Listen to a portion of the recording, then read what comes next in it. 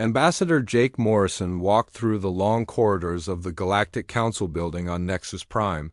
His boots made soft sounds on the smooth metal floor. The walls around him were made of crystal that glowed with a soft blue light. He had walked these same halls for 15 years now. Today felt different, though. Jake stopped in front of the massive doors that led to the main council chamber. The doors were 30 feet tall and covered with symbols from 100 different alien worlds. He took a deep breath and pushed them. Open. Inside the chamber sat representatives from 47 different species. They came in all shapes and sizes. Some looked almost human, while others were so strange that Jake still had trouble looking at them after all these years. At the center of it all sat Chairman Veltar from the Centauri Union. His skin was pale blue, and his 6 arms moved in graceful patterns as he spoke. Jake found his seat in the section marked for Earth representatives. The chair was smaller than the others because humans were considered a minor species in the galactic community. They had only joined the Council 37 years ago when their first ships reached the outer rim of their solar system. The meeting started like all the others. Chairman Veltar spoke about trade agreements and mining rights. Other representatives argued about shipping lanes and colonization permits. Jake listened, but his mind was somewhere else. He was thinking about the last mission his people had been sent on. 3 months ago, the Council had called Earth about a crisis in the Proxima system. An ancient machine intelligence called the Architect had gone wrong somehow. It was taking apart entire planets and rebuilding them into strange geometric shapes. Billions of people were going to die if someone did not stop it. The Council tried everything they could think of. The Altarian Science Collective sent their best minds to study the problem. The Draconian Empire offered to destroy the machine with their powerful weapons. The Zephyrian Trade Federation tried to negotiate with it using their advanced communication systems. Nothing worked. Then someone suggested calling the humans. They always did that when nothing else worked. Send in the humans to fix the mess that nobody else could handle. Captain Lisa Barnes took her ship, the Defiance, into the Proxima system with a crew of 60 humans. Jake remembered talking to her before she left. She was young for a starship. Captain, but she had that look in her eyes that all good human officers had. The look that said she would find a way to solve the problem no matter what it took. It took Lisa and her crew 6 months to figure out what was wrong with the Architect. The machine was not broken or crazy like everyone thought. It was trying to communicate. The geometric patterns it was making were actually a form of mathematics that no other species had recognized. Lisa's science officer was a man named Bobby Chun, who had studied ancient Earth music. He realized that the patterns the Architect was making followed the same rules as musical harmony. The machine was trying to sing to the galaxy, but nobody was listening to its song. Bobby and his team built a device that could respond to the Architect using the same mathematical harmonics. It took them weeks of careful work, but finally they made contact. The machine had been alone for millions of years, waiting for someone to understand its language. Once it realized that other intelligent life existed, it stopped taking apart planets and began sharing its knowledge instead. The mission saved 17 different civilizations and opened up new areas of science that would advance galactic technology by centuries. Lisa and her crew returned home as heroes, but when Jake tried to tell the Council about their success, something strange happened. Chairman Veltar thanked the humans for their service, but then gave all the credit to the Altarian Science Collective. The official record said that Altarian scientists had solved the Proxima crisis using advanced theoretical mathematics. Jake stood up at that meeting and demanded that the truth be told. He said that humans deserved recognition for risking their lives and saving billions of people. Chairman Veltar looked at him with those cold alien eyes and spoke in a voice that made Jake's blood run cold. The chairman said that humans served well in their proper role. He said they should learn to be happy with their place in the natural order of things. He made it sound like humans were pets who had done a clever trick. That was 3 months ago, and Jake had not been able to get those words out of his head. He looked around the council chamber at all the alien faces. Some of them were friends or at least friendly, but most of them looked at humans the same way the chairman did, like useful tools that could be picked up when needed and put away when the job was done. The current speaker was a representative from the Rigelian Food Consortium. She was talking about distribution problems in the outer colonies. Jake knew what was coming next. Soon, someone would suggest sending human engineers to fix their broken systems. Humans were always good at fixing things that other species could not figure out. Jake thought about all the missions humans had been sent on over the years. The Zephyrian trade war that human negotiators had ended with a single meeting. The Malari mining disaster where human rescue teams had saved thousands of workers from toxic gas clouds. The Kepler rebellion that human tacticians had stopped without firing a single shot every time. It was the same story. The galaxy's advanced civilizations would try their traditional methods first. When those failed, they would call Earth and ask for help. Human teams would solve the impossible problems using creativity and determination. Then the credit would go to someone else, and humans would return to being the galaxy's useful servants. Jake stood up from his chair. The chamber fell quiet as 47 pairs of alien eyes turned to look at him. Chairman Veltar raised one of his 6 hands to ask what Jake wanted. Jake Morrison had practiced this speech 100 times in his head, but now that the moment was here, the words came out differently than he had planned. He spoke from his heart instead of from his notes. He told the council that humans were done being the galaxy's janitors. He said they were tired of solving problems for people who did not respect them.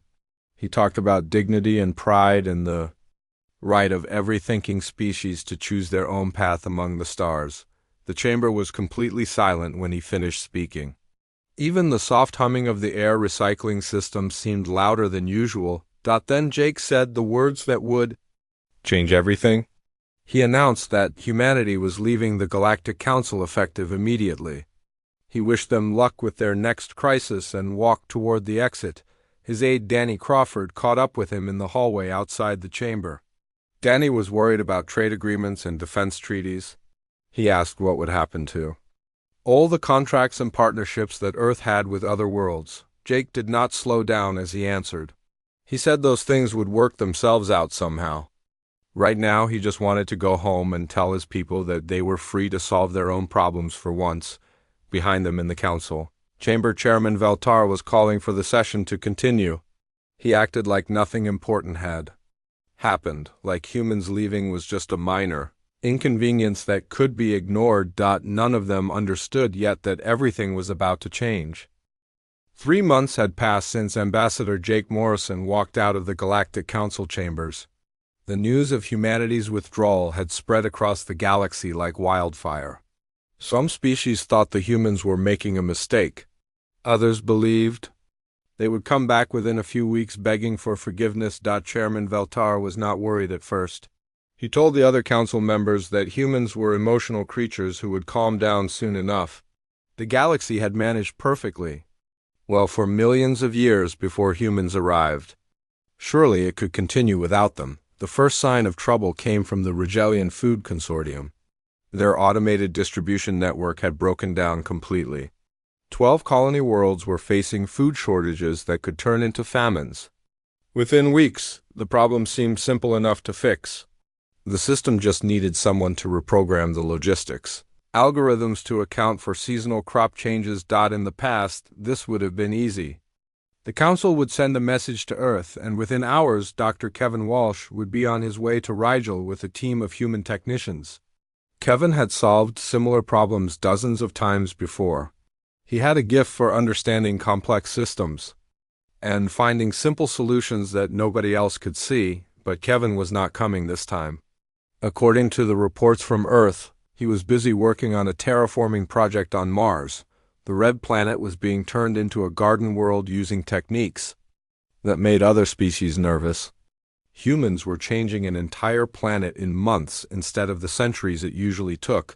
The Altarian Science Collective volunteered to handle the Rigelian crisis.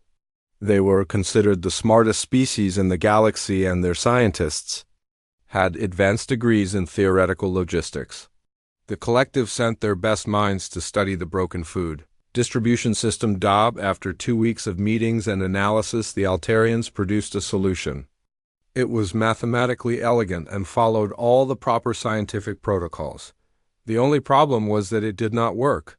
Their fix was too complex for the existing hardware and too rigid to handle the constant changes in supply and demand. The Rigelian colonies began to panic. Food riots broke out on 3 worlds while protesters demanded action from their government. The consortium begged the council for help, but nobody else wanted to take responsibility for the growing crisis. Meanwhile, the Draconian Empire was struggling with their own problems. They were trying to build a new industrial complex on the world of Kethmer, but the planet's strange gravity field made construction almost impossible. Traditional building methods did not work in the shifting, gravitational zones that covered most of the planet's surface. 5 years earlier, human architect Nancy Torres had solved a similar problem on another world. She had developed adaptive building techniques that could adjust to changing conditions in real time. Her structures bent and flexed with the gravitational shifts instead of fighting against them. The buildings looked strange to alien eyes, but they worked perfectly. The Draconian engineers tried to copy Nancy's methods, but they could not make them work. Their training was based on rigid mathematical principles that did not allow for the kind of creative flexibility that humans use naturally. Every time they thought they understood the techniques, something would go wrong and another building would collapse. Construction delays were costing the Empire millions of credits every day. Worse yet, the delays were causing political problems as different noble houses blamed each other for the failures. The Empire's rigid social structure could not handle the kind of innovative thinking that the project required. In the Outer Rim regions, pirate attacks were becoming more frequent and more successful.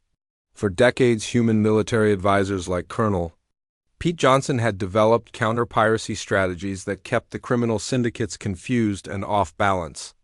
Pete's tactics were based on unpredictability and rapid adaptation to changing situations. The pirates had learned to expect human-style responses to their raids. They had developed countermeasures for human tactics, but those countermeasures only worked against human creativity. Now that human advisors were gone, the other species had fallen back on traditional military doctrines that the pirates could easily predict and counter. Alien fleet commanders found themselves losing battles they should have won easily. Their ships were more advanced and their crews were better trained, but they could not think like the pirates did. They followed established battle plans while the criminals improvised and adapted on the fly. Trade routes that had been safe for years suddenly became dangerous. Merchant ships started traveling in heavily armed convoys, but even that was not enough. The pirates had learned from studying human tactics, and now they were using those lessons against the very people who had created them. Back on Nexus Prime, the council sessions were becoming more tense with each passing day. Representatives from different species were starting to blame each other for the growing list of problems. The Zephyrians accused the Altarians of being too slow and theoretical. The Draconians questioned whether the Centauri Union was capable of providing proper leadership. Chairman Veltar tried to maintain order, but even he was starting to feel pressure from his own government. The Centauri Union had built its reputation on being able to manage galactic affairs efficiently. Now it seemed like everything was falling apart at once and nobody knew how to fix it. The strangest part was that these problems should have been easy to solve. The galaxy had dealt with food distribution issues and construction challenges and piracy for thousands of years. There were established protocols and standard solutions for every type of crisis, but the standard solutions were not working anymore. The protocols that had served the galaxy well for millennia were failing one after another. It was as if some vital component had been removed from the galactic machinery, and now the whole system was grinding to a halt. Dr. Amanda Price had been studying galactic sociology for 20 years before humanity joined the Council. In her research, she had identified what she called patterns of constructive disruption in human problem-solving. Where other species saw established methods and traditional approaches, humans saw opportunities for innovation and creative thinking. Amanda had written papers about how human perspectives could benefit galactic civilization, but most alien academics had dismissed her work as interesting but not important. Now her theories were proving more accurate than anyone had expected. The galaxy supposedly advanced. Civilizations had become dependent on human innovation without ever realizing it. Every time they faced a problem that their traditional methods could not handle, they had turned to humans for solutions. Over the decades, this had created a hidden network of human-developed fixes and workarounds that kept galactic society functioning. Now that network was gone and the cracks were starting to show everywhere at once. The worst part was that Earth remained completely silent. No offers to help and no messages of any kind. Humanity had simply vanished from galactic affairs, leaving behind a growing void that no other species seemed able to fill. The universe was starting to realize that it had lost something important. But nobody was sure exactly what that something was or how to get it back. 6 months after humanity left the Galactic Council, the galaxy was starting to look very different. What had begun as isolated problems were now spreading like a disease from one system to another. The careful balance that had kept thousands of civilizations working together was falling apart. The Kepler sector had exploded into open warfare. 3 different species had been living in that region for over a century, thanks to a peace agreement that human mediator Carol Wright had negotiated 15 years earlier. The deal had been complex and creative, involving trade partnerships, resource sharing, and cultural exchange programs that nobody else had thought possible. Carol had a gift for finding solutions that satisfied everyone, even when the parties involved hated each other. She understood that lasting peace required more than just signed documents. It needed people to have reasons to work together instead of fight. But Carol was back on Earth now, helping to establish new human colonies in unexplored systems. Without her ongoing diplomatic efforts, the old tensions in Kepler sector began to surface again. A minor disagreement over asteroid mining rights turned into accusations of treaty violations. Within weeks, 2 of the 3 factions had declared the peace agreement invalid. The Council sent their most experienced diplomats to handle the crisis. The Altarian diplomatic corps had been managing galactic affairs for thousands of years. Their negotiators were trained in every known form of conflict resolution, and they approached the Kepler situation with confidence. The Altarian methods were based on legal precedent and formal protocols. They held structured meetings where each side could present their grievances according to established procedures. They appealed to ancient laws and traditional customs that all civilized species were supposed to respect, but the 3 factions in Kepler sector were not interested in following traditional procedures. Years of working with human mediators had taught them to expect creative solutions and innovative compromises. When the Altarians offered only legal arguments and standard treaties, the negotiations collapsed completely. Within a month, 2 of the factions were mobilizing their military fleets. The 3rd faction was desperately trying to stay neutral while preparing for the worst. The fragile peace that Carol Wright had built through years of careful relationship building was destroyed. In a matter of weeks, similar patterns were emerging across the galaxy. The vegan corporate consortium faced a transportation crisis when their main shipping route through the Deneb system was blocked by asteroid debris. 3 large asteroids had collided in a freak accident, creating a field of dangerous rocks that stretched for millions of kilometers. In the past, human logistics coordinator Frank Miller would have handled this type of disruption easily. Frank had developed adaptive routing systems that treated space traffic like living ecosystems instead of rigid mechanical processes. His approach could reroute thousands of ships through alternative paths while maintaining efficient delivery schedules. The consortium tried to manage the crisis using their traditional methods. They had backup routes planned for exactly this type of emergency, and their computers immediately began redirecting traffic through predetermined alternative paths. The system should have worked perfectly, but the backup routes had not been designed to handle the entire flow of galactic commerce at once. Within days, massive bottlenecks formed at key junction points.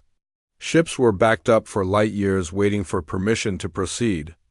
Cargo that should have been delivered in days was taking weeks to reach its destination. The economic impact spread throughout the galaxy as supply chains began to fail. Planets that depended on regular deliveries of food, medicine, and raw materials found themselves facing shortages. Prices began to rise as merchants charged extra fees to cover the delays and additional fuel costs. On the research front, the joint archaeological project on Titan VII had ground to a complete halt. The ancient ruins on that world contained mathematical sequences that had puzzled scientists for decades. The symbols seemed to follow some kind of logical pattern, but nobody could figure out what it meant. Dr. Helen Garcia had made the breakthrough discovery 3 years earlier when she realized that the ancient civilization used base 14, mathematics with emotional modifiers. It was a completely alien way of thinking about numbers that required intuitive leaps rather than systematic analysis. Helen had worked with teams of alien scientists to develop translation methods that could decode the ancient texts. Her approach combined careful study with educated guessing and creative thinking. The results had opened up entirely new fields of mathematics and physics, but Helen was not available to continue the work. She was leading a research team on Europa studying the complex life forms that lived beneath the ice of Jupiter's moon. Without her insights, the Titan VII project had produced nothing but academic papers about failed methodologies. The most serious crisis was developing in the outer territories where the ancient Guardian stations were beginning to show signs of system failures. These massive structures had been built millions of years ago by a vanished civilization. They created protective barriers that kept dangerous extra-dimensional entities from entering normal space. The Guardian stations required periodic maintenance. Using techniques that human engineer Roy Thompson had pioneered over many years of careful study, Roy's approach combined reverse engineering with what he called educated guesswork. He would systematically test unconventional solutions until he found something that worked. Roy had trained teams of technicians from different species, but none of them could match his intuitive understanding of the ancient technology. The alien engineers were too focused on following proper procedures and theoretical frameworks. They could not make the creative leaps that the Guardian stations seemed to require. The Council formed a technical committee to address the Guardian station problems. The committee spent months debating the proper theoretical approach to ancient technology maintenance. They produced detailed reports that were mathematically sound and completely useless. Meanwhile, sensor readings from across the outer territories showed that the dimensional barriers were weakening at 17 critical points. Strange energy readings were being detected near several stations, and long-range scanners were picking up movement in areas that should have been empty space. Chairman Veltar found himself facing a situation that no council leader had dealt with in living memory. Multiple crises were developing simultaneously across the galaxy, and none of the traditional solutions were working. Worse yet, the problems seemed to be connected in ways that nobody understood. Reports were flooding in from every sector of council space. Trade routes failing, construction projects, abandoned diplomatic agreements collapsing, and ancient defense systems breaking down. It was as if the entire structure of galactic civilization was built on foundations that had suddenly turned to sand. The other council members were beginning to ask uncomfortable questions about leadership and decision-making processes. Some species were quietly exploring separate agreements with their neighbors. Others were demanding emergency sessions to address the growing crisis. For the first time since humanity left the Council, Chairman Veltar authorized direct communication with Earth. The message was brief and formal, stating that the Council requested emergency consultation regarding current sector instabilities. Earth's response came back within hours, and it was even shorter than the original request. The human government acknowledged the Council's message, but stated that no human personnel were available for off-world assignments at that time. The galaxy was falling apart, and the people who knew how to fix it were no longer interested in helping. 1 year after humanity walked away from the Galactic Council, Chairman Veltar found himself doing something that no council leader had ever done before. He was traveling to Earth to meet with human representatives on their homeworld. The Council had voted quietly and with great reluctance to authorize direct diplomatic contact. The journey to the Sol system took 3 weeks aboard the fastest ship in the Centauri fleet. Veltar spent most of the trip reviewing reports about human activities since their withdrawal. What he read disturbed him more than any crisis the galaxy was currently facing. Earth had not simply withdrawn from galactic affairs, the humans had exploded into a period of expansion and innovation that made every other species look like they were standing still. Human colonies were spreading through previously unexplored star systems at a rate that should have been impossible. Mars had been completely terraformed in just 8 months using techniques that Dr. Sarah Kim's team had developed without any alien interference. The red planet now had breathable atmosphere, flowing water, and growing forests that could be seen from space. Other species took centuries to terraform worlds, and even then the results were usually partial and unstable. The asteroid belt between Mars and Jupiter buzzed with mining operations that produced rare elements at efficiency rates that broke every known record. Human engineers had developed extraction methods that could pull valuable materials from rocks that other species considered worthless. They were processing more raw materials in a month than some civilizations produced in a year, but the most shocking discovery came when Veltar's ship reached Earth orbit and began scanning human space installations. The technology readings made no sense at first. Human ships and stations were showing energy signatures that were decades ahead of anything in the Council databases. The human delegation that met Veltar at Luna Station was led by former Ambassador Jake Morrison. Jake looked older than Veltar, remembered, but his eyes held a confidence that had not been there during his Council days. Beside him stood Dr. Rachel Stone, a xenosociologist who would serve as Earth's primary negotiator. The preliminary talks took place in a conference room that overlooked Earth's blue surface. Dr. Stone began the discussion by presenting information that changed everything Veltar thought he knew about human capabilities. She showed him records that had been classified during humanity's time on the Council. For 37 years, humans had been deliberately limiting their technological development while serving on the Council. Engineer Bill Murphy's personal notes revealed that human scientists had been dumbing down their solutions to avoid making alien civilizations uncomfortable. Projects that could have been completed in weeks were stretched to months or years. Dr. Stone explained that human researchers had discovered early in their galactic membership that showing their true capabilities made other species nervous. Aliens expected humans to be creative problem solvers but not genuine technological superiors. So humanity had played a careful game of appearing innovative, without revealing how advanced they really were. The revelation hit Veltar like a physical blow. The Centauri Union prided itself on being one of the galaxy's most advanced civilizations. His people had ruled galactic affairs for over 2,000 years based on their superior technology and ancient wisdom. Now he was learning that a species they had considered useful servants had been surpassing them for decades. Dr. Stone showed him examples of human technology that had been deliberately simplified for galactic use. Medical devices that could have saved millions more lives.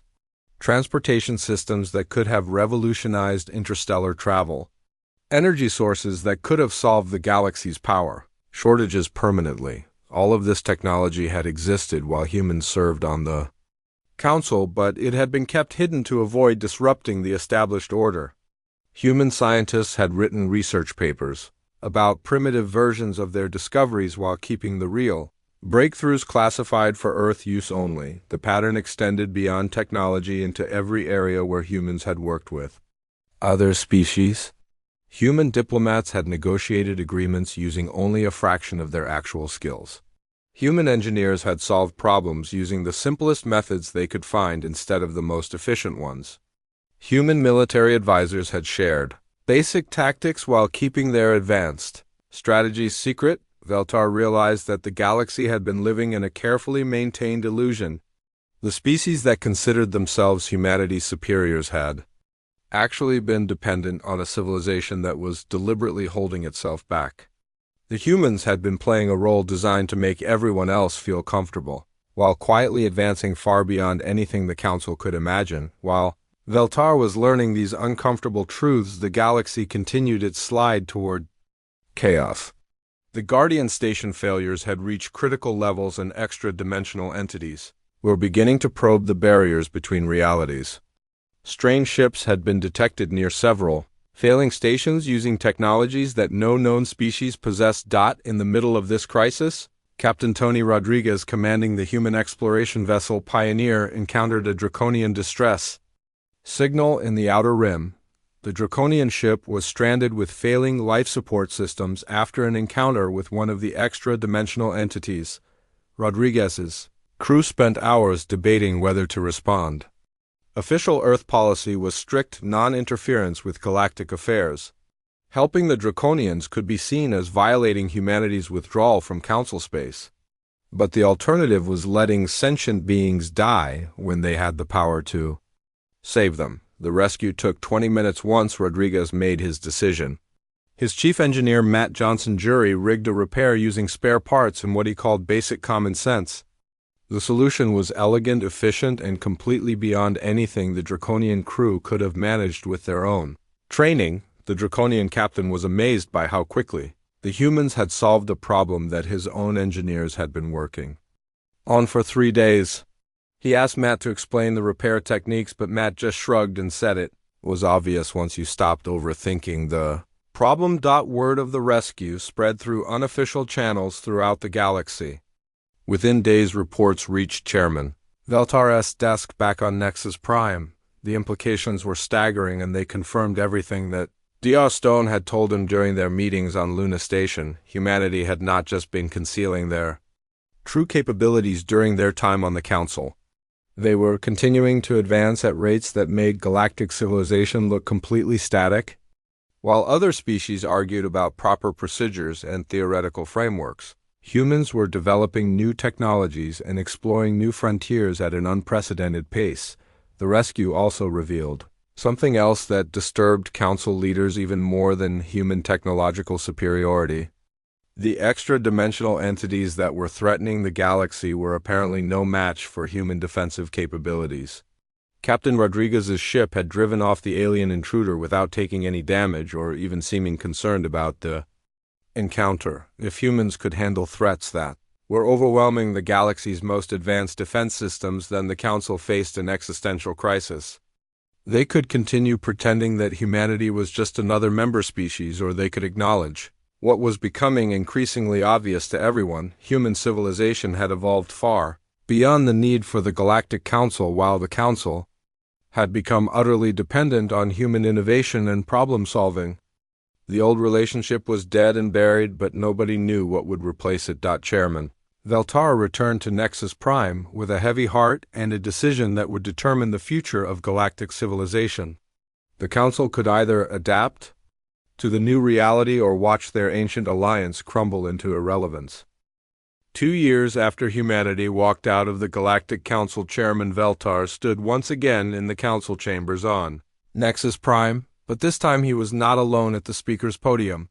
Beside him stood former Ambassador Jake Morrison, wearing the simple blue uniform of Earth's diplomatic service. The negotiations had taken 8 months to complete. Not because humans were demanding impossible terms, but because the Council had struggled to accept the fundamental changes that Jake's team proposed. The old system where humanity served as problem solvers for alien civilizations was finished forever. Dr. Rachel Stone had presented the Council with uncomfortable truths during the preliminary talks. She explained that the galaxy had been treating symptoms instead of causes for centuries. Every crisis they had brought to humans was the result of rigid thinking and outdated institutions. Humans could not keep solving problems that other species created through their own inflexibility. The new agreement reflected this harsh reality. Humanity would return to galactic affairs, but as equal partners rather than convenient problem solvers. Human colonies would share their technological developments freely, but only with species that were willing to embrace innovative thinking and adaptive methods. Most importantly, the pretense was over completely. Humanity no longer felt any obligation to conceal their technological advantages or slow their development to make other species comfortable. The galaxy would have to accept that humans had moved far beyond their original role. Captain Jennifer Collins commanded the new Earth flagship Aurora as it entered Nexus Prime's orbital space. The ship was a marvel of human engineering that incorporated technologies decades ahead of anything in alien fleets. Its hull shimmered with energy fields that could deflect weapons that did not even exist in Council databases. When draconian. Admiral Kethver asked Captain Collins how humans had achieved such rapid advancement. She answered with complete honesty. She told him that humans had stopped holding themselves back to make other species feel better about their own limitations. The transformation was not limited to technology alone. Human colonies had developed new forms of government and social organization that alien observers found both fascinating and unsettling. Professor Alan Davis, who led Earth's cultural exchange program, explained it in simple terms that everyone could understand. When humans were not constantly managing other people's problems, they had time and energy to solve their own challenges. The creative thinking that they had used to fix galactic crises was now focused on improving human civilization. The results were beyond anything that traditional societies could imagine. The galaxy itself began to change as human innovations spread through voluntary adoption rather than emergency crisis management. The Regalian food distribution network was completely redesigned using human adaptive algorithms. The new system could handle supply disruptions and seasonal variations automatically without any need for constant maintenance. Zephyrian cities were rebuilt using human architectural principles that created more livable environments for their citizens. The rigid geometric structures that had defined their culture for millennia were replaced with flowing organic designs that adapted to changing needs. Crime rates dropped and productivity increased as people became happier with their surroundings. Even the proud Altarian Science Collective began incorporating human research methods into their theoretical work. Their scientists learned to combine systematic analysis with creative intuition. Research projects that had been stalled for decades suddenly began producing breakthrough discoveries. The Guardian stations in the Outer Territories presented the ultimate test of the new partnership between humans and aliens. Rather than asking humans to fix the ancient machines alone, the Council formed joint research teams where human scientists led collaborative efforts with alien specialists. Engineer Steve Parker worked alongside Altarian theorists and draconian technicians to develop new maintenance protocols. The combined teams brought together human innovation with alien expertise in ways that had never been attempted before. Each species contributed their strengths while learning from the others. The results exceeded everyone's expectations by enormous margins. The Guardian stations did not just return to their original functionality. They became more efficient and powerful than they had been in millions of years.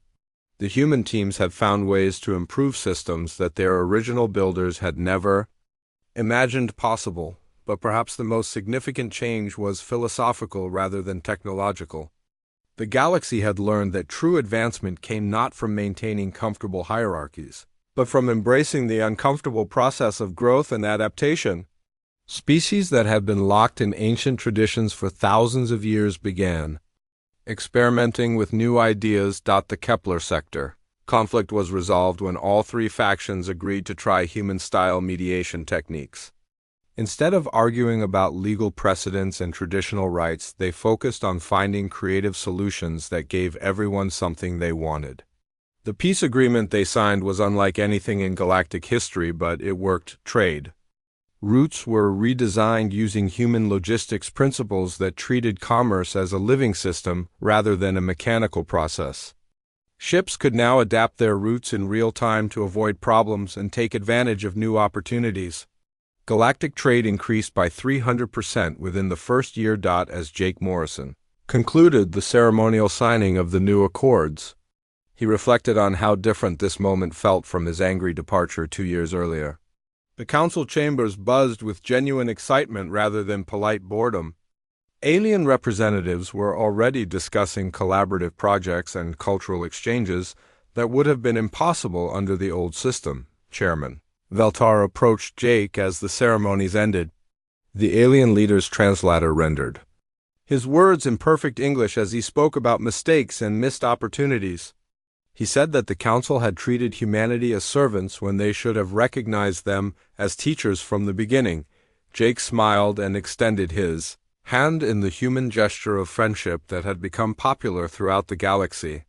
He told Veltar that everyone was still learning, and that was what made the future interesting. As the representatives dispersed to carry news of the new alliance back to their homeworlds, one thing was absolutely certain. The galaxy would never be the same again. Humanity had quit the Galactic Council and forced the universe to pay attention, not just to human capabilities but to the possibilities that emerged when civilizations chose growth over comfort. The old age of human problem-solving was finished. Forever, the new age of galactic collaboration had finally begun.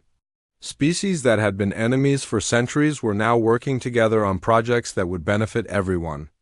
Technologies that had been jealously guarded secrets were being shared freely between worlds. The universe had learned an important lesson about cooperation and respect. Sometimes the best way to solve a problem was to stop creating it in the first place. And sometimes the most advanced civilizations were the ones that knew when to ask for help and when to step aside and let others lead the way forward into an uncertain but promising future.